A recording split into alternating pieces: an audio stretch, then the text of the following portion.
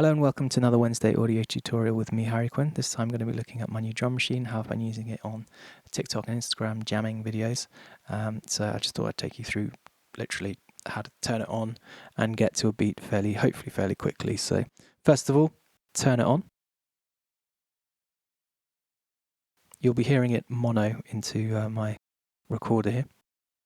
So when it first opens up, first switch is on, you're presented with this pattern 1, bank 1, and if I play that for you, just turn up the volume. But that's not what I want to do. I want to jam with my own songs, build a pattern myself. So what I want to do eventually is save that. So first of all, I do pattern select. Bank 6 is where the blank banks start. So that's where I'm going to go. And I've already been doing them. So first of all, bank 6, you can see that's now moved to 6. And it's saying pattern 1. I've already programmed some patterns in there. So if I wanted to select one, I could go 1, and that's my song Physics. So I could play a bit of that. Okay, but I want to go pattern select. Let's just go over here. 9. So we've got a fresh one here. And if I press play, nothing will happen. So first, I'll build up the pattern. So go on TR rec, which is the Roland way of naming the step pattern sequencing. And if I go BD for bass drum, it'll be at a certain tempo. So you can hear that's now happening.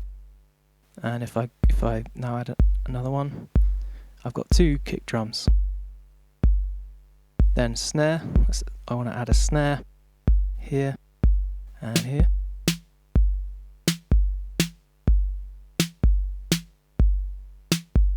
Okay, I can change the tempo, press tempo and then just use this wheel. But that was probably okay, so let's go 120 for that, let's say that.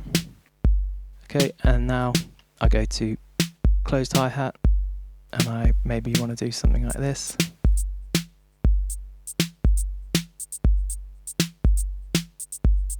And that's pretty much it in terms of the setup. So the next thing maybe you might want to change is, I quite like the bass sound, but if I go instrument, then I can change the instrument. And there's a whole load of different ones. The P ones are synthesized ones inside with some modeling, analog modeling.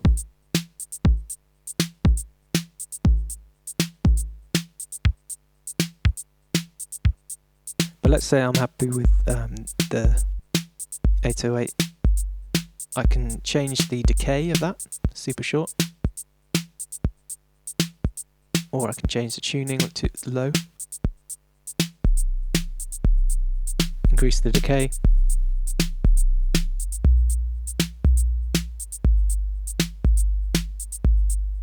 But let's say I probably wanted something a bit more like that. Let's say I want to add an open hi-hat, maybe here. That's quite nice, and you can see that that's already, with this instrument button lit up, I've got the open hi-hat. If I wanted to save that, I just go shift right, and I can save the kit or the whole system, the pattern, or overwrite sort of everything there. So say I want to save that pattern, I can also change the name, but for now, so now if I want to go pattern select, I could go back to say 2. This is my song February, but if I want to go to a different pattern, 9, so I think that's, what's that? Yeah. And we're back to that pattern, so that's how you get up and going with it, really.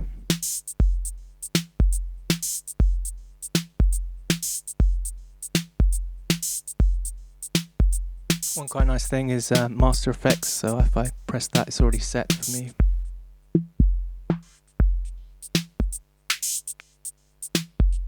So there's some high pass and low pass filtering happening there. Turn that off. I can step loop, so if I want to step loop something, press step loop and then just press one of the steps.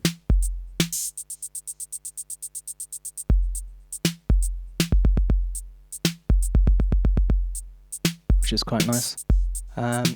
Obviously, when I do my videos, I'm singing and playing guitar, so that's not quite easy to do that. You can also change the shuffle, so just press shuffle. You can increase that. Or and if you hold shift down, the menu goes faster, if you like. So instead of just going slowly like this, it just goes really quickly. So a bit of fine tuning to do on that, but there we go. Turn that shuffle mode off. Another thing to mention is that you can change the pattern length or the track instrument length, so things can be polyrhythmic against each other, or you can get that out of kilter, super groovy, out of time feel, and I use that sometimes. Another thing also is you can play around with the tempo. So if, let's say I double the tempo but have a beat that's only like a kick or a snare, then I can have more fine-tuned control over where hi-hats go, for example. So yeah, just a few little tips there. I'll come maybe do a tutorial with those more detailed things, but that's how I get started. Hopefully that's helped.